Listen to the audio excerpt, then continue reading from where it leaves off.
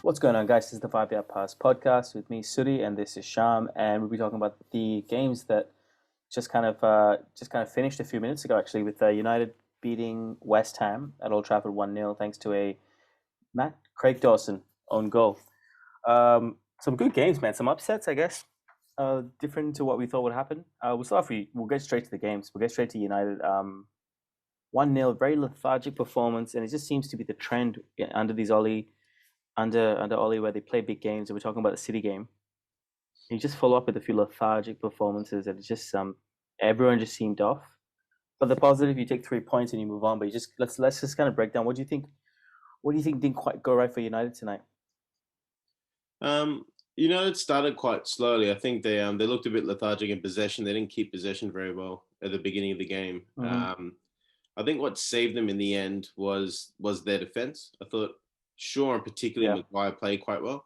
Maguire looked like, funnily enough, the £80 million signing / club captain that he was brought in to be. It's probably the first time I've emphatically said that about him. Confidently said that, yeah. Yeah, and he looked good playing against Antonio. We'd picked Antonio could potentially cause a lot of problems for Lindelof with his physicality, but Antonio seemed to go a lot into Maguire's spaces as opposed to Lindelof's, and Maguire handled him quite well, actually. We forget sometimes he's built like a fridge, Maguire, and he used that very effectively. You could see like he was putting his head in to win headers very emphatically. He was yelling at his defenders, which was good. That was probably the bright spots for United. They did look lethargic in the sort of that final third. James and Greenwood had moments, but the Rashford and Fernandes looked very lethargic. There was one corner around the 80th minute, and you could see Rashford had his hands on his knees, and Fernandes took a year and a half to go and walk and take that corner. Like he just looked at his legs. I think they've got Van der Beek, Pogba, Cavani, Martial for various reasons, and I think it's just stretched those boys. So big week for United coming up with UEFA Cup and FA Cup. Good to get the win, particularly when Chelsea, West Ham, Tottenham, and Everton all drop points. So it's an important result, but not one for the that we'll be talking about 20 years later. I think for me, the big talking point for West Ham, they firstly set up quite poorly. I think they came with a bit of negative mindset. Said Benrahma didn't play to start off with, and the Argentinian guy maybe came on a bit too late. Lanzini. Lavezzi, is it? Lanzini. Lavezzi was the old PSG player. Lanzini. But we both did point out that Jesse Lingard being cup tied, or because he's on loan. Yeah. You could see the dependence they've had on him for the last 7 games. He's scored 4 or 5 in 7 games, and he's got a couple of assists, many assists actually with that. And you can see taking him out of that squad was a huge difference. He strings things together for them. He connects the pieces. Yeah. The only time I guess West Ham looked a bit more dangerous than they did in the first bit of the game was when there was tied legs. United had a lot of tied legs with Fred, and you were saying Rashford and Fernandes. So they kind of weren't able to carve out a little bit more towards the end. But no, they were just a bit unfortunate that Jesse Lingard's not available. And for me, I personally, I think Moyes is going to look at the team like this and think he can do great things with this squad. Honestly, I truly believe that. I think he can go on to win a cup or two in the next few years. Not a cup or two, but a cup. Sneak a League Cup or an FA Cup in there. But he needs a Jesse Lingard, and he needs because he completes that side so well. They were a shadow of their last kind of 6-7 games that he's played. Really interesting. I mean, I never thought Jesse Lingard would be such an impact player. I'm delighted to see that he is. Honestly, I think they have Chelsea next. There's a place for him at the right club, and that sort of disruptor, connector type player suits Moyes. Moyes likes those sort of players that can get under your skin a bit, and Lingard can do that when a team's not in possession. He can win the ball. He can find other players. I think you're right about Benrahma and the Argentinian guy's name. They looked good when they came on. They were the only 2 subs West Ham had. They didn't have a full bench, funnily enough. They only 8 players on the bench, but still. So it shows that even not having Lingard there, just they had a body less as well. It was good for United to hang on. That they looked more comfortable defending than they have in the past onto those leads. Like they conceded late against Milan. They've had games against Everton and another one as well where they drove points trying to sort of just hold on to a 1-goal lead, but they did quite well overall against West Ham. They had no shots on target conceded, so it did well there. And Henderson came out a couple of times, claimed a couple of crosses, had a bit of authority, which I like seeing as well. Yep. I wanted to make one more point there. With West Ham, I was actually watching the kickoff, so I think I've told you how I have the kickoff as I'm watching games because it's just kind of like nice commentary instead of listening to the usual commentary. And they were making the exact comparison that we made a few days ago, how West Ham looks a lot like kind of different version of the old Everton that ever had. And they literally pointed out the same players. I was quite pleased with ourselves that we'd made a very similar comparison a few days ago. It shows that we really should be we're the great footballing minds of the internet. You know what I mean? Does that make us good match. Geordies or what? No. I don't know, man. I don't know. True Malayalis, maybe. True Malayalis. I like that one. Yeah. So I mean, overall, I think it was quite an uneventful game. I think it was quite good to kind of. It was a few talking points there, but the game honestly didn't have much talking points. I think United came there, did the job, and they're going to go home happy, get a day off, and go again for Milan. They have no, they wouldn't have Milan just yet, but whoever they have midweek. No, they have Milan by Thursday. They have Milan again straight away, and then Leicester in the quarter. So they got 2 cup games. So yeah, they have 2 cup games in the next week against Milan and then Leicester, and they're going to think they've kind of put that business away.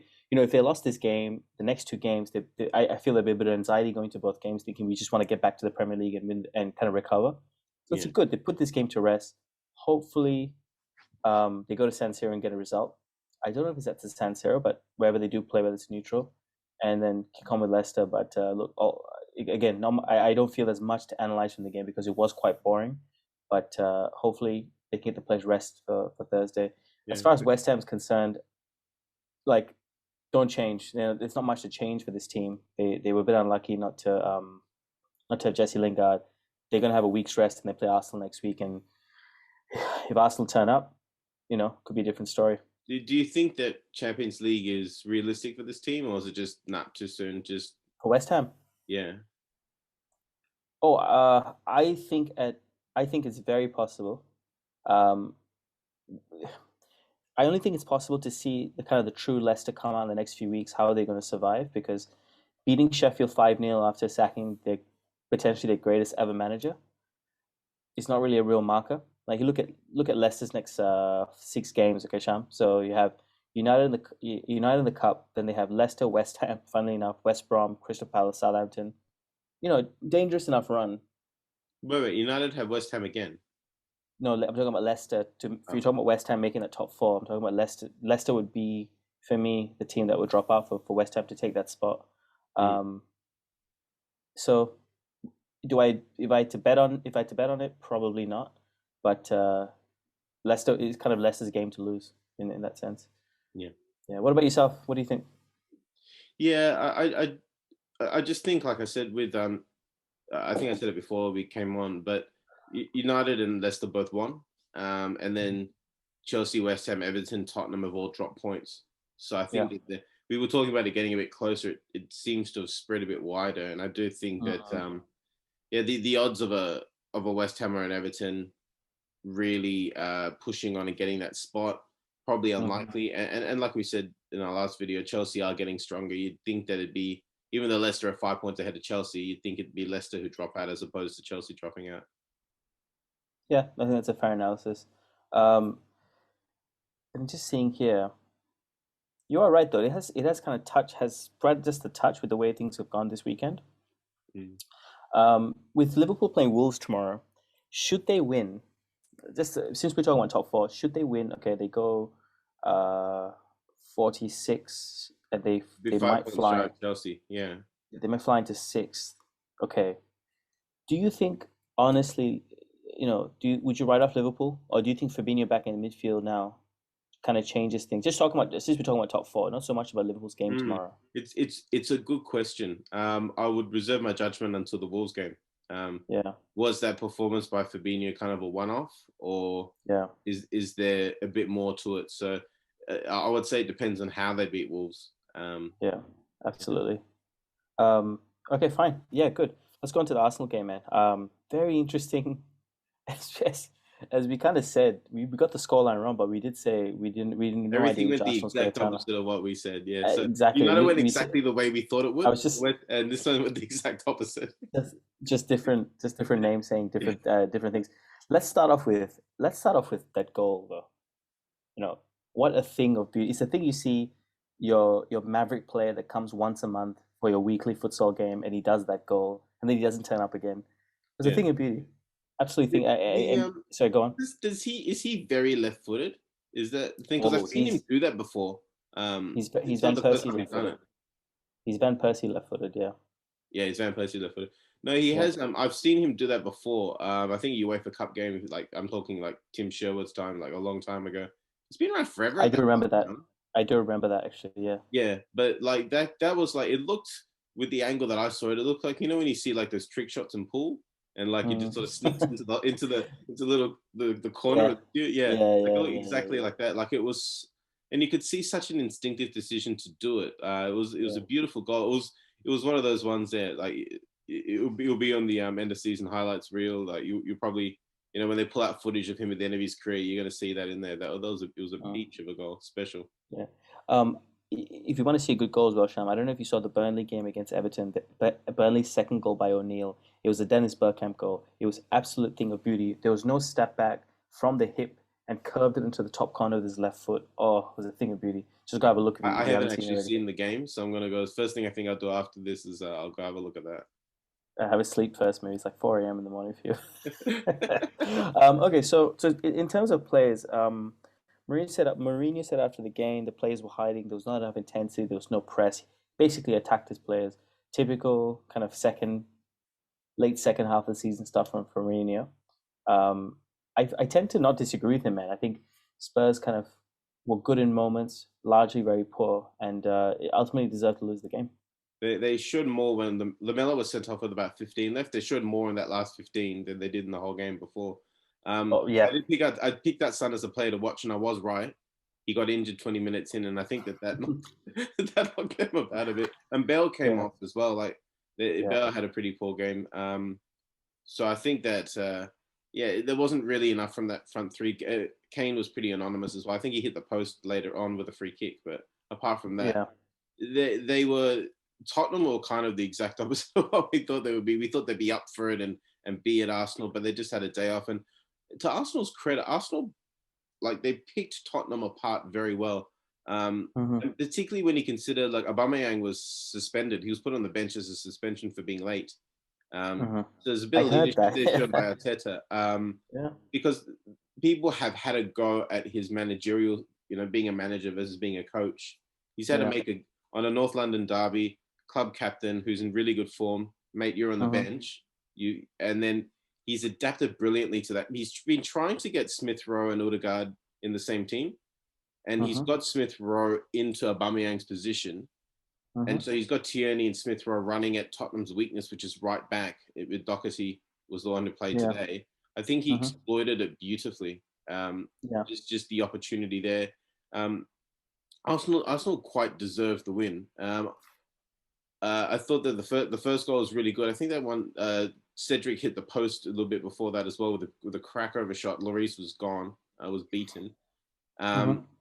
What did you think about the penalty? I can see why the penalty was given, but I just felt that the ball had gone by the time that Lacazette was tackled. I didn't. Yeah, I didn't think the soft interpretation of penalties, I think, got them the penalty.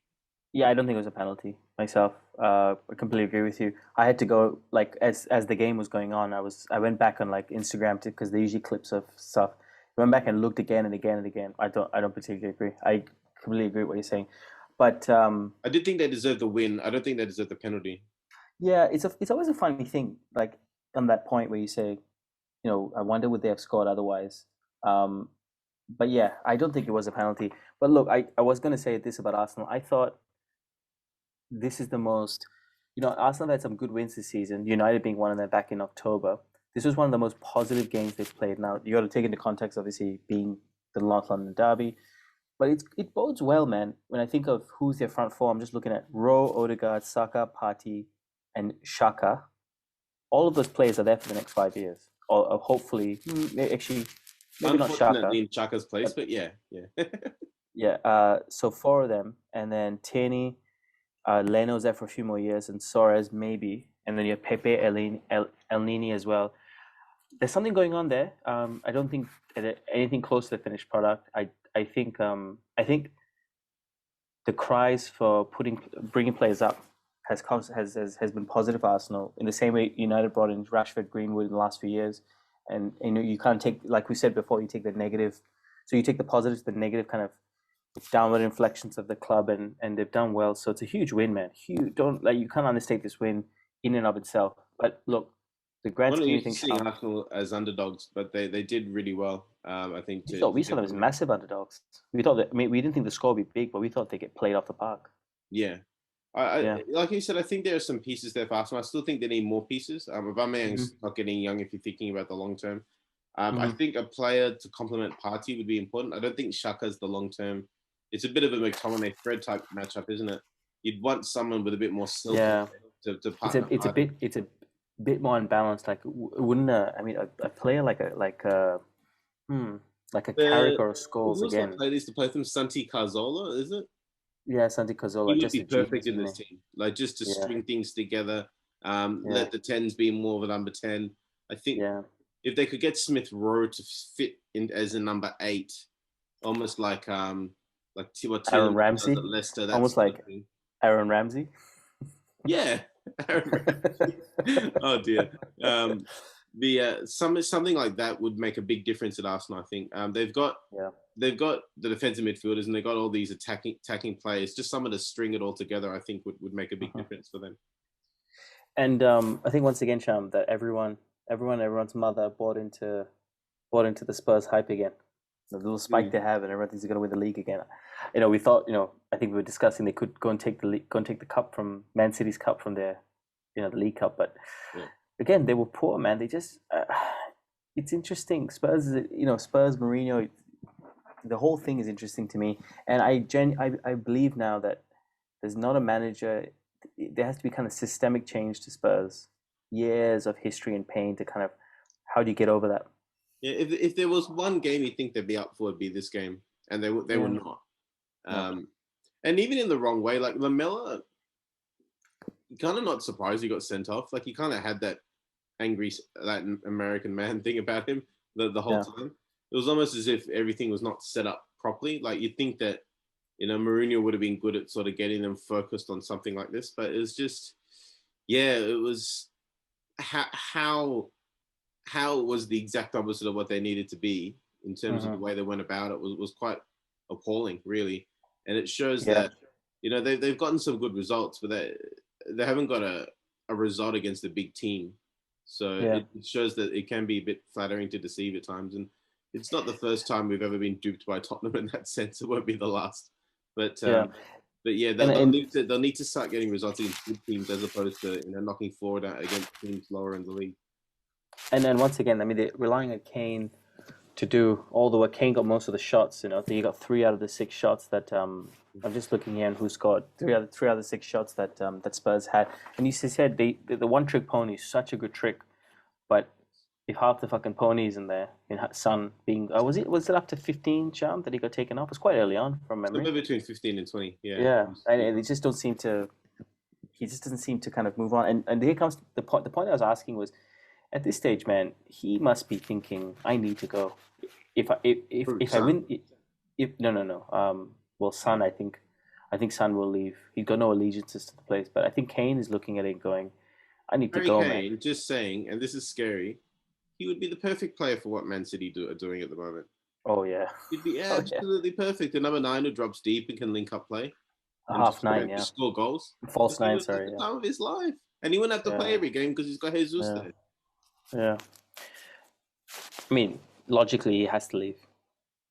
Yeah, it's tough. Like, if you think that, say they lose to Man City and then he goes to Man City, the fans would probably be quite upset. He's given everything to the club that the club have reached the apex. And you think there was a period of time, not before Liverpool rose, just before Liverpool rose, there was a period of about 3 seasons where Tottenham had the most points in the league. It was when Leicester and Chelsea were winning their titles. So I think it Oh, was okay. Chelsea, Leicester, Chelsea for 3 seasons, and then City and Liverpool came up. But in that period, Tottenham had the most points in the league. They just didn't have it all in one season. Oh, so they That would was have come second every year, second and yes, third every under year. Poch. Yeah, Yeah, they came second yeah, and third every year, but yeah, because I think Chelsea were like 10th or 11th in that season when Leicester won. So, I guess what I'm saying is that team has sort of reached its apex, and you can see here that they're a bit lost at the moment. Without Kane and Son firing, there's not much there. Yeah. Yeah, and I was just thinking, I was thinking the same the other day about Harry Kane going to Man City. His numbers are staggering. And before we jump on to the next game, this is what I see could happen.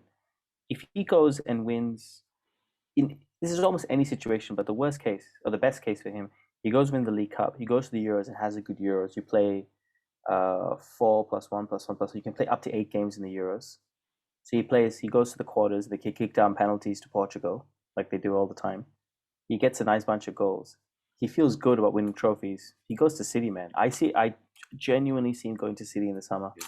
This Especially is if they don't win it. To use the NBA analogy, this is proper Kevin Durant going to the Golden State Warriors type of thing. Yeah. Like this is a good player going to a team that's about to win stuff. Type of situation.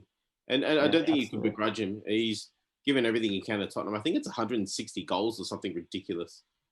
And Are you he's serious? 27, 28. Yeah. Like it's like I must look this up.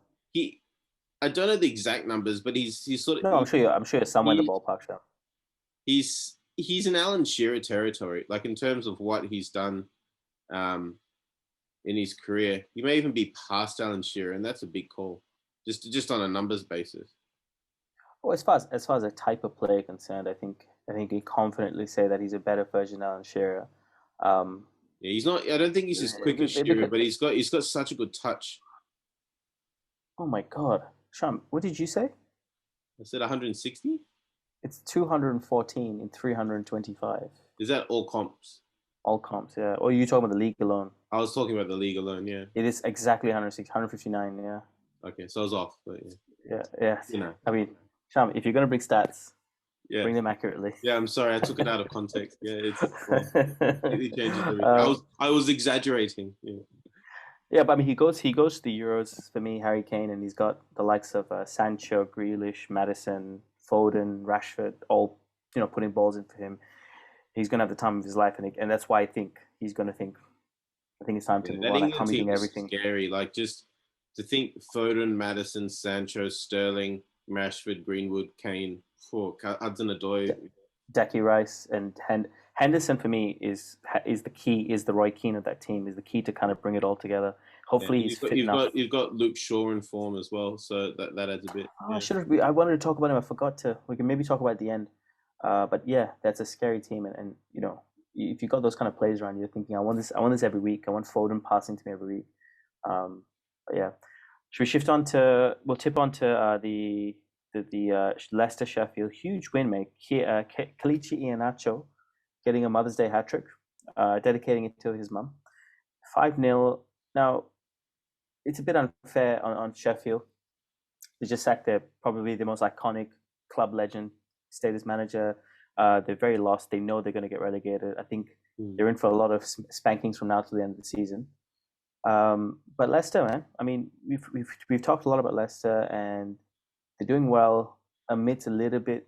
They've gone through that little injury crisis, and they've come out still in the Champions League position. So it's hard to see them leaving. Sorry, it's easy to see them leaving at the moment, but if they keep up performances like this, they'd be fine. They'd be playing in the new camp next year. They got. Or if Barcelona make the Champions League, yeah. Hey. But yeah, like you said, they had a bit of injury crisis. When we had Neil here, was their two best players statistically were Fofana and Vardy, and they've come back into the team now. They just looked a class above Sheffield United. It was 1-0 at half time, and then they just ran over the top of them. Iheanacho is someone who gets a bit of stick from the Leicester fans, but he played a really good game, had a hat-trick, could have had a couple more, frankly. It was really nice to see him. He's doing the post-match interviews with the match ball in his hand. Bit old-fashioned, getting the match ball for his hat-trick. And Vardy looked, sorry, but if I may, up and about as well, just sort of geeing on his teammates, running back to win tackles on the edge of the box. Had a 2 assists for him. pass to Iniacho for one of the goals with his left foot. Just like a beautiful curling left foot pass right into Iniacho's stride. Yeah, they really looked the part, Leicester. They were 1 or 2 gears above Sheffield United. I mean, on that Iniacho interview, I think he looked relieved almost. I think he's been through. He probably thought he was going to be leading the line for Man City for a decade. Come to Leicester, it hasn't quite worked out, and it's cliche, but all you can do is kind of look forward from a performance like this. I remember Sean. Like, it's not to say that it can't work out for him. No, but I'm sure. It's not been what he's thought it would be. Yeah. I remember from I think it was 2002 or 2001. Jermaine Pennant. 24, man. Scored at the time.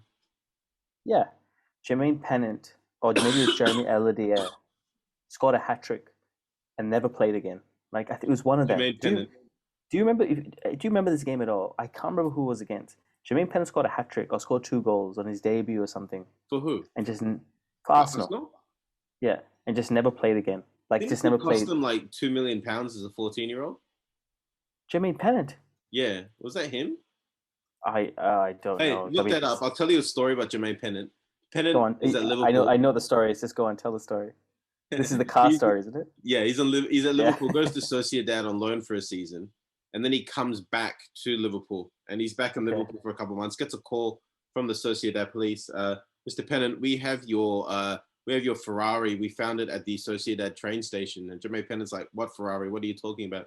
"Oh, there's a Ferrari that's registered in your name. It's been sitting at the Real Sociedad train station for 2 months. Can you come pick it up?" Pennant has no recollection of this Ferrari. The number plate is JP33. He wore number 33 while he played for Sociedad. And he has no recollection of having this Ferrari while he's driving around, while he's living in Sociedad. It's a great story. So to that point, Sham, he scored a debut on his he scored a hat trick on his debut against Southampton, and went on to make 4 more appearances that season. So just over Iheanacho. Oh, obviously Iheanacho. Like there was a season where they made the FA Cup final against Southampton. Was it 03? It was 03. Yeah. I so, said 01, it was 03. So they were playing Southampton in the FA Cup final, but they played them in the league about 2 weeks before. And they played all their reserves. Both teams played their reserves, and I remember seeing on SoccerNet had Arsenal reserves 6, Southampton reserves 1. Like, they deliberately put it because both teams just rested all their players for the FA Cup final. Yeah, he went on to play. To get off topic, he went on to play for Tampines Rovers, if you remember, Jermaine Pennant. Yeah. And now he plays. I think he left his Ferrari at the Chua-chu-kang train station. You get fined, man. You get fined. So it'd be Singapore, there'd be like a whole bunch of stickers on the dash. Yeah. Coming back to this game, overall, like from a stats point of view, completely dominated Sheffield. It was an absolute domination. Reduced Sheffield to 1 shot in the whole game to their 19. What else is Leicester's playing United in the next weekend. FA Cup surely is a realistic opportunity for a cup.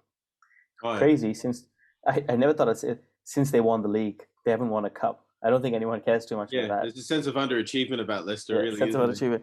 But seriously though, I think the FA Cup is a realistic expectation for them. And the best team's not back yet. I think their best player this season has been Harvey Barnes, besides NDD. Harvey Barnes has been a revelation. NDD, you can say Madison, Fofana, but Harvey Barnes has that little kind of you almost feel it's a bit of a good luck charm, bit of a kind of X factor play without being a showy player, with him back, I think Harvey Barnes, yeah. He's a young up and coming Englishman, isn't he? Like he's but he's not your Madison types. But Leicester, when you think about goal scoring threats, you think of Vardy and there's not much else. But he's added that threat. He's got double digits for goals and assists. He has, yeah. And he's that wide left-footed player that team doesn't really have. He reminds me a lot of a better version of what Dane James. I think I've said this before, but what Dane James should have been, a goal-scoring, intelligent player. Maybe Dan James has become that, but Harvey Barnes is a great player, and I'd honestly would love to see him at United. For someone his age, he's got a lot of football like you. Yeah, exactly. Can we just move on to Luke Shaw? I think he has been, in the last 4 or 5 months has been outstanding. And today he was my man of the match. I'm surprised you. I'm glad you brought him up early on.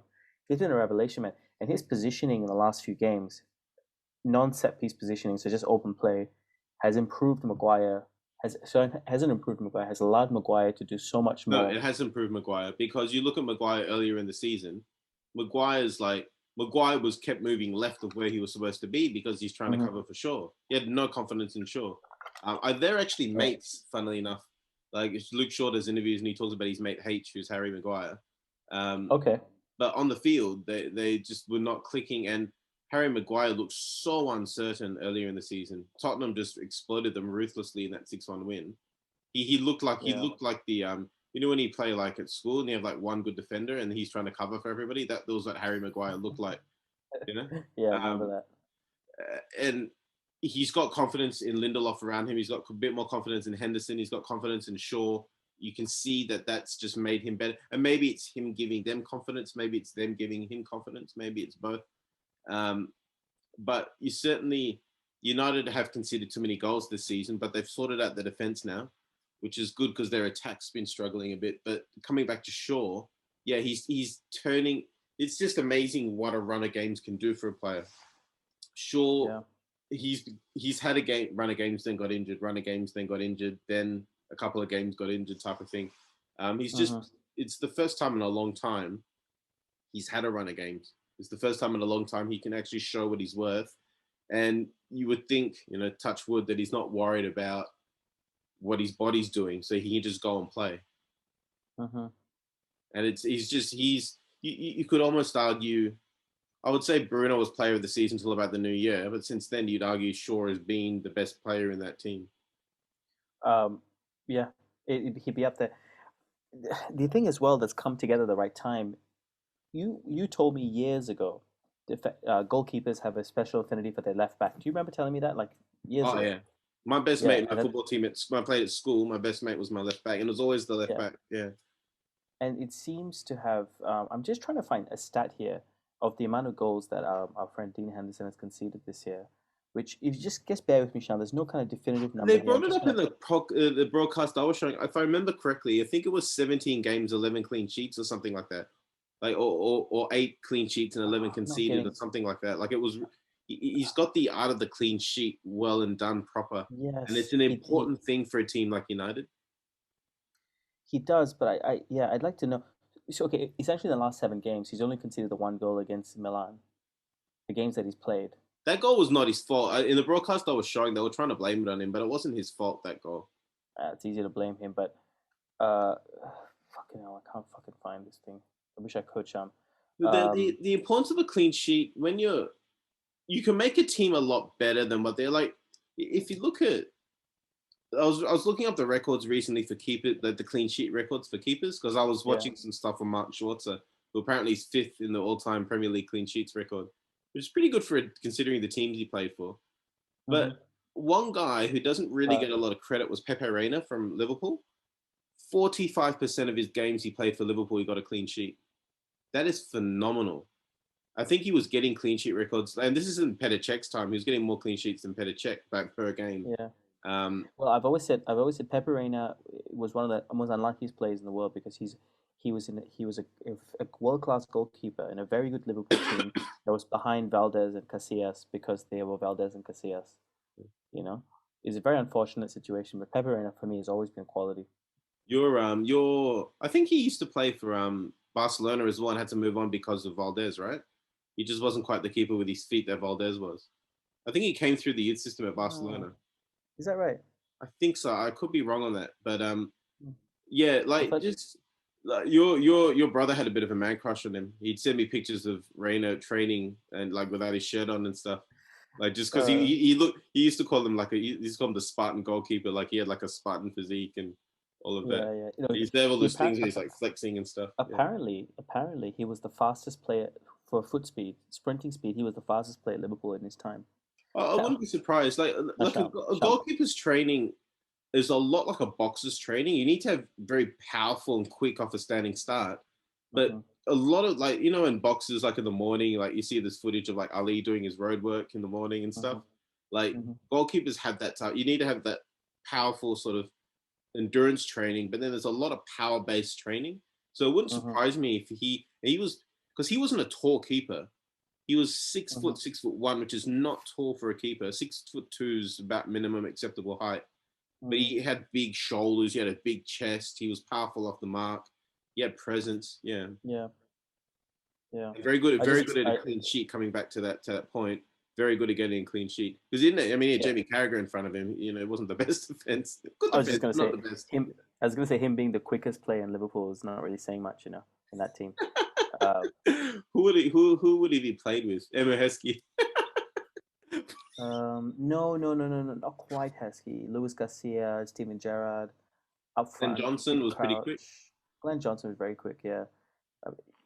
But yeah, look, coming back to Dean Henderson, the point I was trying to make was that axis there could be built upon for a few months to come. I definitely believe that. I still think they need an upgrade on Lindelof. But if you told me that if Maguire played like he did against West Ham and that was his base level of performance, I'd take that. Even at 80 mil, even a club captain, I think he played that well against West Ham. I was quite impressed. I didn't like the way when you said the other day, it didn't sit with me when you were so confident that De Gea should leave. You came out of the blocks. You said, yeah, he should leave. After today, I was looking at the way De Gea's distribution is not only better, it's quicker. His ability to come out is better. Granted, De Gea is maybe one of the best shot stoppers we'll ever see in our lifetime. The difference between the two is that De Gea is quite reactive, whereas Henderson is quite assertive. And it means that Henderson chases the game a bit. De Gea's not making that throw to Shaw for that Man City game, that goal, in terms of distribution. There's just a couple. There's been 3 or 4 times, or so many times, I've just seen the ball come in the area, and Henderson just comes, gets the cross, kills the game off, and just gets it into his chest. And they're understated things for a goalkeeper, but it shows assertiveness. It was something that I had to learn a lot, because as a young keeper, I was quite a good shot stopper. I had to learn all the other stuff about being a keeper. Without being too hard on De Gea, he's not quite learned those lessons. And I get that he's played in a team where he's had to be very reactive and throw his hands and legs in front of everything. But just becoming a well-rounded keeper is something that's not quite there. And Henderson's about 4 years younger than him and on about a quarter of the wage. So if they could sell De Gea, they should sell De Gea. Yeah, I don't even care with De Gea. Like if PSG came and said, we're not giving you a transfer fee, but we'll cover his wages, I'd take that. Yeah. And if you look at the great keepers of United in kind of our lifetime, so you think of, you know, the Schmeichel, I'm talking about the good ones, so Schmeichel, Van der Sar, De Gea. Yeah. Yeah. But if you think of Schmeichel and De Gea, you think about them being very prophylactic keepers. They're yelling, they're assertive, they're getting the danger. They don't want to make De Gea as well? No. I'm talking about if you look at the great keepers, you look at the first two I'm talking about in terms of Van der Sar and Schmeichel, they're very prophylactic keepers because they did have good defenders in front of them, but you still have to marshal those defenders, and they got players. You know, I think Schmeichel said many times he'd rather not make saves during the game. He'd rather win a game and never touch the ball. But like, why are they good defenses? Because they've got a guy behind them yelling at them, telling them what to do. I remember when I went from playing school football to playing university club and that sort of thing. And you'd have 30-odd men turning around, fucking yell at me, you know, that sort of thing. Like they want you to tell them what to do. So I actually started I started commentating on games while standing in goals, you know, like, and I was like, this helps. So yeah, it helps. Just keep doing it, you know. Commentate. There's a man out the right, and then they pass it to the man on the right, that sort of thing. Like it helps the defenders a lot because they're under pressure because they know a forward's coming at them, and if they stuff up, it's a one-on-one with the keeper. They want that support. The defenders are the least technically gifted on a team anyway, apart from the keeper. So they might be, you know, head down on the ball. They know players are around. They need the shout. They need the call. You can snuff out a lot of danger before it gets to you, you know. And De Gea doesn't do enough of that. And to kind of end off, like, without, you know, again, he's a club legend. There's no doubt about it. But I think the club's kind of moved on, and he's kind of still, he's just stagnant, and perhaps moving to PSG, you know, or Madrid. Maybe it wouldn't be Madrid, but going somewhere else would just kind of reinvigorate him. That kind of little jab of energy he needs. I think of all the big clubs, PSG is really the only one that's going to take him. You look at Barcelona, their keeper's pretty much their second best player. Same, Madrid's had a good keeper. Atletico's got a good keeper. What's his name at Juventus? Szczesny? Szczesny, yeah. Szczesny's very good keeper. Very reliable, Inter have a good keeper. Milan have a good keeper. Bayern have a good keeper. Bayern have 2 good keepers. So And as we said before, I think Keylor Navas becomes very dispensable in the face of big names. Yeah, and that's hard on Navas. Yeah, in the face of big names. But I rate Navas. But I might be the only one who does. I don't know. Yeah. Anyway, Sham, from those round of games in the last 2 days, any kind of moments, big players, that you kind of There's been a lot of bumping and jostling around the old relegation zone. So just give me a sec. I've just pulled up Iniacho here on my phone. But Burnley had a win against Everton. Like you said, that winning goal was a big one. Brighton had a good win against Southampton. And then Newcastle and Fulham haven't got results. So the table's flipped a bit there. You'd think Burnley should be safe with that win. But Newcastle are sinking a bit further in. Brighton has passed them. And I don't think anyone would begrudge Brighton staying up. They're so easy on the eye. They're just not getting the results. And Fulham, they were naive against City, but they didn't play badly. They gave away the first goal from a set piece. They gave away the second and third just from trying to chase the game a bit. 3-0 flattered City. I do think Fulham still, even though they're 2 points and a game ahead of Newcastle, I would not be surprised if they ever took Newcastle. Newcastle, they've got 3 draws. They're turning into a team that's hard to beat, but is it going to be enough? I don't know. I just got a feeling that Fulham could nick it from Newcastle. I hope they do. I think Steve Bruce is not a manager, and he's embarrassing, and they're an embarrassment of an ownership. Just fall from what we knew as Newcastle. You know, they used to remember. Do you remember they had Patrick Kluivert and Michael Owen up front at one stage? That's the kind of that. No, I do remember Kluivert playing for him. Yeah. Well, not together, but I'm saying those are the kind of players they could attract. Yeah, David Ginola. Yeah, exactly. And then Asperilla. I never saw too much of Asperilla, but like you still get people walking around with Asperilla Newcastle shirts. Like he was. It was a real classic time. Yeah. Considering he played with Shearer, to have a shirt with Asperilla on it showed how good a player he was. Absolutely. All right, perfect, Sean. Great conversation. Also, I think it's again next few weeks going to be heating up with Champions League coming back, FA Cup, and we're trying to get more videos out. But I think it's been a crazy weekend. And oh Jesus, I hope Liverpool lose tomorrow. I'm not gonna lie. What do you think? Anyway, since I think they win tomorrow. I think they win tomorrow. You think they win? It's at Wolves. Liverpool's a pure confidence team, and I think that not only they don't just derive their confidence from themselves, they derive their confidence from fans and the momentum of the media. In this season especially, and I think the Red Bull game gave everyone a lot of confidence. Even non-fans are looking on going like, fuck, I don't want to play Liverpool now. Fabinho back in midfield. Nat Phillips looked very good, the new player. Is it Nat Phillips? It is Nat Phillips, yeah. New player, the first season player. Ben Davies? Davies. Ben Davies, sorry. Did he play against Red Bull? He did, yeah. He was very good against Red Bull. Yeah. I do think Liverpool will nick it. I don't think they're gonna play off the park, but I do think they'll win. I do think they're gonna go back to winning ways, yeah. And Nat Phillips played that game. It was Nat Phillips then who had a sensational game. He was absolutely amazing. He was a bit. You talked a bit about Dan James playing regularly doesn't seem to suit him, and Phillips looked a bit like that this season. He's had some good performances and some pretty average ones, but he's actually looked good in Premier League quality in some instances. So it's good to hear he had a good game. I do like seeing the old player coming up through the system into the first team, and if Klopp backs him in and he can become someone, you just never know. You know, I like seeing that at a club. It shows. Look, I think one of the standards that clubs should be measured by is youth players coming through. So if Phillips becomes one of those players for Liverpool, I wouldn't have a problem with that at all. And you just know with Klopp that if the money never really matters to him. If this guy happens to outperform Van Dijk, which is not going to happen, you just know Klopp will play him over Van Dijk. If that be the case, you know, or Matip for that matter. Probably realistic for him to aim to be behind Van Dijk and Gomez, be that third centre back. Yeah, it's not beyond it.